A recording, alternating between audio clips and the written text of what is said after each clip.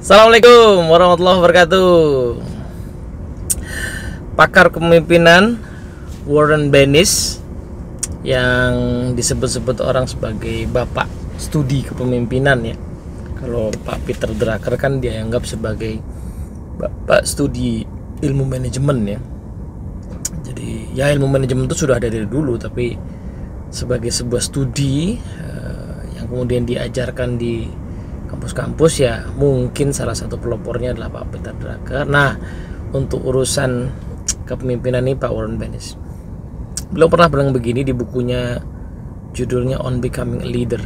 Riset beliau terhadap para pemimpin itu, beliau menemukan kok kayaknya ya, leadership is a very personal journey.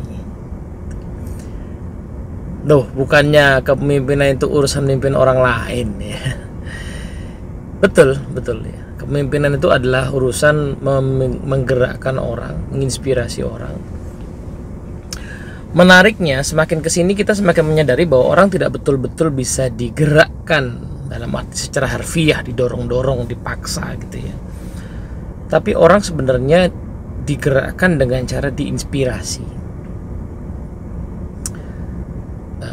Nyambung dengan bahasan saya sebelumnya tentang The Genius of Stephen Covey, kan ada 4 dimensi manusia yang menghendaki dipimpin dengan 4 peran kepemimpinan kan.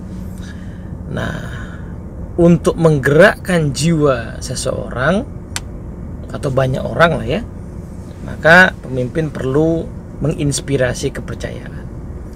Yang real-realnya bentuk inspirasi kepercayaan itu adalah dengan melakukan tindakan-tindakan, perilaku kepemimpinan yang menggerakkan orang, menginspirasi orang. Nah, disinilah menantangnya, karena kemudian leader itu tidak semua merupakan, kalaupun ada ya, born leader, kalaupun ada. Born leader itu mungkin orang-orang yang dianggap sebagai kayaknya dari kecil itu udah punya bakat kepemimpinan gitu ya. Ya kalaupun ada, saya sih antara percaya nggak percaya itu ada. Kenapa saya bilang begitu? Karena kalaupun kita mendapati seorang yang disebut sebagai born leader itu, kenyataannya itu kita bilang setelah kejadian ya, setelah kualitas kepemimpinannya muncul, baru kita bilang sebagai born leader. Artinya jauh sebelum itu mungkin belum kelihatan, dan beliaunya sendiri tetap perlu mengembangkan dirinya dengan sungguh-sungguh. Apakah secara sadar dalam arti ikut pelatihan ya, atau melatih diri ikut berkegiatan, atau ya mengalir aja menjalani kehidupan kemudian terlatih gitu ya. Nah, karena tidak semua orang seperti itu, kebanyakan orang bahkan mungkin tidak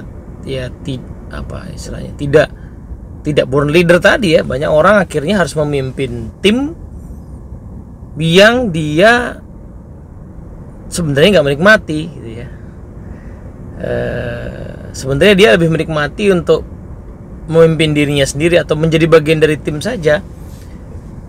Nah, kebanyakan orang seperti ini saya merasa termasuk saya sendiri, itu berarti kan harus mendidik diri untuk bisa menginspirasi kepercayaan kan.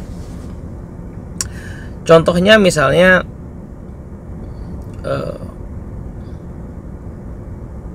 salah satu keterampilan yang penting dimiliki oleh pemimpin adalah menegur ketika anggota timnya melakukan perilaku yang sudah kelewatan gitu ya. Istilahnya disindir nggak mempan misalnya gitu ya, atau dikasih kode nggak mempan, maka harus ada talk straight ya, ngasih tahu secara terbuka. Nah, orang-orang kayak saya ini nggak nyaman melakukan hal itu ya, dan ternyata cukup banyak juga orang yang tidak nyaman melakukan hal itu. Nah, cuman kan diperlukan tuh ya, ada momennya itu diperlukan gitu. Nggak mungkin tidak melakukan itu di momen tersebut. Nah, otomatis agar bisa berfungsi dengan efektif, maka orang-orang ini perlu mengembangkan dirinya untuk punya skill tersebut.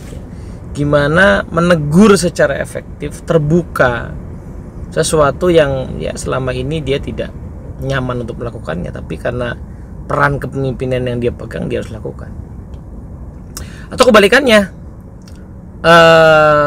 ada perilaku pemimpinan yaitu memahami atau mendengarkan kondisi orang lain, kesulitan orang lain. Sebagian orang kesulitan melakukan ini karena terbiasa dia berasumsi, berbicara, dia yang didengar bukan mendengar. Maka kalau mau memimpin dengan efektif, dia perlu mengembangkan perilaku ini, yang berarti dia harus mendidik dirinya untuk mengembangkan perilaku yang selama ini tidak nyaman untuk dia lakukan. Maka tesis dari Pak Warren Bennis itu jadi sangat valid ya, bahwa leadership is a very personal journey. Karena pada akhirnya untuk terus bisa menapaki jalan kepemimpinan, terus bisa menginspirasi kepercayaan, kita mesti terus-menerus mendidik diri ya, menyelami ke dalam diri, menyelami mana-mana hal-hal yang bisa kita improve, bisa kita kembangkan. Dan ada satu